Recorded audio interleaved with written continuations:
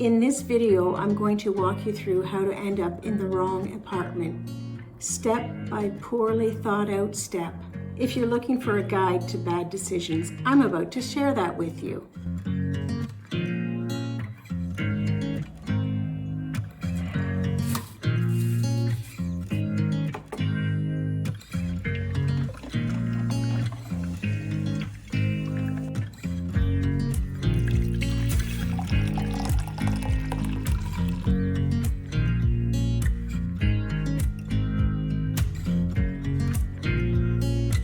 Hi, I'm Susan and welcome to the channel. I'm a solo living woman in my 60s on the cusp of retirement. And here on my channel, I share honest reflections, real life encouragement, and gentle advice for navigating this time in our life with peace and purpose. From downsizing and apartment living to making a home for yourself that feels cozy, decluttered, and supports your peace of mind, I'd like to share what I've learned in hopes that it will give you encouragement in your life journey.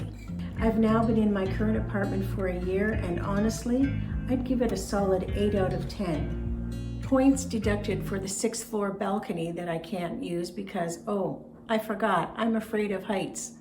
Hoping that I'd magically overcome that was a touch optimistic. Also, points deducted for the monthly fire alarm testing that routinely traumatizes Bailey.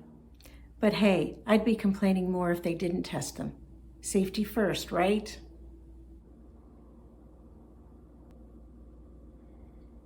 Before this, though, I lived in what... Oh, hang on a second. There's the automatic cat feeder. Just a sec.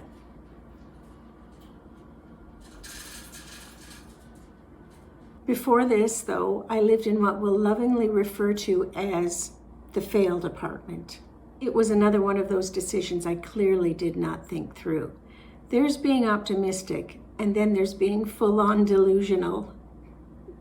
So in the spirit of helping you avoid making those same mistakes, here are 4 surefire ways of choosing the wrong apartment. Number 1. Choose the part of town that you've always avoided. I've lived in this city for well over 40 years, always in what's called the North End, the more traditional, quiet part of the city. It's familiar, it's comfortable, and everything I need is close by. Although I haven't lived in the same home for 40 years, every home that I have lived in has been in a 5-kilometer radius. I know this part of the city, and it's where I've always felt comfortable. So what did I do when I sold my house? I moved to the West End part of the city, a part of the city that up until then I very infrequently visited. The west part of the city is undergoing, as they say, significant development. It's been transformed over the last couple of decades into a sprawling landscape of new builds and developments where there used to be only farmland. It's an entire community that just popped up out of nowhere. It may be within the city limits, but it definitely doesn't feel like the city that I've always lived in. I thought, that'll be interesting to be over there, everything new and vibrant and bustling. Well, new and bustling, yes. Vibrant, I'm not so sure about that. Number 2, ignore the view, the noise, and any sign of construction. My apartment was brand new, and I was the first tenant in a 4-story, 64-unit building. So far, so good. What I didn't factor in, the building was perched above a major intersection, and every window in the apartment faced that chaos. Turns out, sirens are a constant soundtrack when you live near 2 busy roads, a crazy busy intersection with multiple schools and questionable speed enforcement. And people who drive like they're in the Fast and Furious sequel. The street has a 50-kilometer-per-hour speed limit, but that does not even slow down the reckless speeding and the stunt driving. I used to go for walks every evening after work until I was this close to being hit by a car in that very intersection. My life flashed before my eyes. And every time I saw a fire truck careening by, I'd think to myself, Who are all these people burning down their houses? I couldn't get over the frequency of the sirens. In the older part of the city, yes, we did hear them, and we were close to a hospital, but we very seldom heard them. I just couldn't believe it. I remember when I'd go away for weekends away with the girls in Toronto, which is a city with a population of over 3 million. And the first thing that struck me was all the sirens that we heard. Well, this was reminding me of that. When I first moved into the apartment, I had a stunning sunset view. If you could look past the giant foreboding pit in the ground across the street. That pit very soon became a full-on construction site. Construction of a 10-story condo building. Yes, I had known it was coming. I guess it just didn't fully register in my mind that it was going to affect my view every single time I looked out any one of the windows.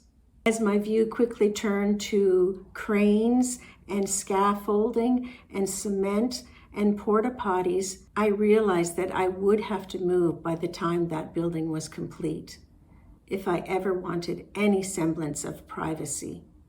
Moral of the story, before you sign any lease, sit with the space and the area around the space. Visit the area at different times of day. Listen, observe, pretend you're a nosy neighbor. It could save you from living in a space that is complete opposite to anything you're looking for. Number 3, choose a new building so that your rent can skyrocket. When I moved into that failed apartment in April of 2022, my rent was $1,800 a month plus $100 a month for parking, so call it $19. On the first anniversary, it increased to $2,000, and on the second anniversary, it increased to $2,200. That's $300 a month in 2 years. I knew it was my time to say goodbye. Here in Ontario, any building first occupied after November 15th, 2018 is exempt from rent control. This means your landlord can raise the rent however much they like, once a year with proper notice. It's perfectly legal, but just not very nice or affordable. As I've mentioned before, the apartment that I'm in now was built and first rented in 2017. So this building does fall under rent control and can only increase 2.5% a year. Okay, that I can handle. My heart truly goes out to anyone on a fixed income. These rent increases are relentless. For me, it wasn't just about the money.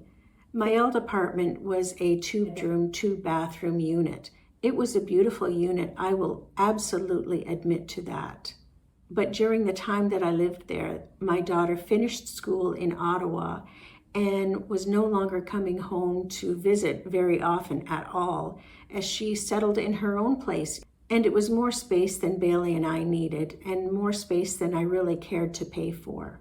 Number 4, be in a giant hurry so that you don't have proper time to make the right decision. When I listed my home for sale, it was January 2022. The closing date turned out to be mid-April. I had to find a place pronto. I had never really spent much time in an apartment before, let alone lived in one. After having lived in a 70-year-old home with all of its dents and dings and squeaky floors and drafty windows and tiny closets, I wanted something nice and shiny and new. Something completely low maintenance, or at least that I didn't have to worry about maintaining. Failed apartment was all of those things on paper, but there was no time to look at other options, other buildings, other apartments. I went for a walkthrough in one of the showroom apartments. It seemed very nice, and me in my naivety signed the lease. The apartment itself was beautiful, shiny, new, lovely. The walls, however, I'm sure must have been made of rice paper. I was subjected to screaming toddlers on one side, a rocky relationship across the hall, and a pot-smoking partier below me who loved to crank the country music at all hours of the day and night. I was getting it from all sides.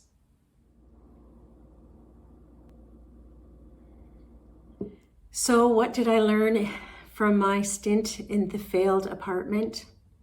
That shiny and new doesn't necessarily mean peaceful, and that big companies don't necessarily mean good landlords. That being in a hurry often leads to hasty decisions that leads to regret. And that moving to a totally different area might be a bigger adjustment than you would expect, especially if it includes near-death experiences at crosswalks. If you're apartment hunting, try to slow down. Visit it during different times of day.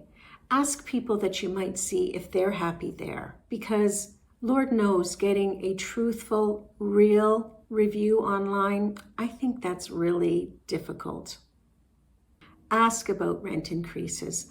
Look at the neighborhood, not just the granite countertops. And you know yourself better than anyone else. You know the type of neighborhood and environment that will make you happy and comfortable. Keep that in mind and don't be awed by the first shiny new apartment that you see. Most of all, learn from my mistakes so you don't have to live them yourself. I'd love to hear your thoughts in the comments. Have you ever found yourself living in a place that was completely wrong for you? What were the circumstances, and were you able to find something more suitable? Thank you for spending this time with me. I'm so glad that you did.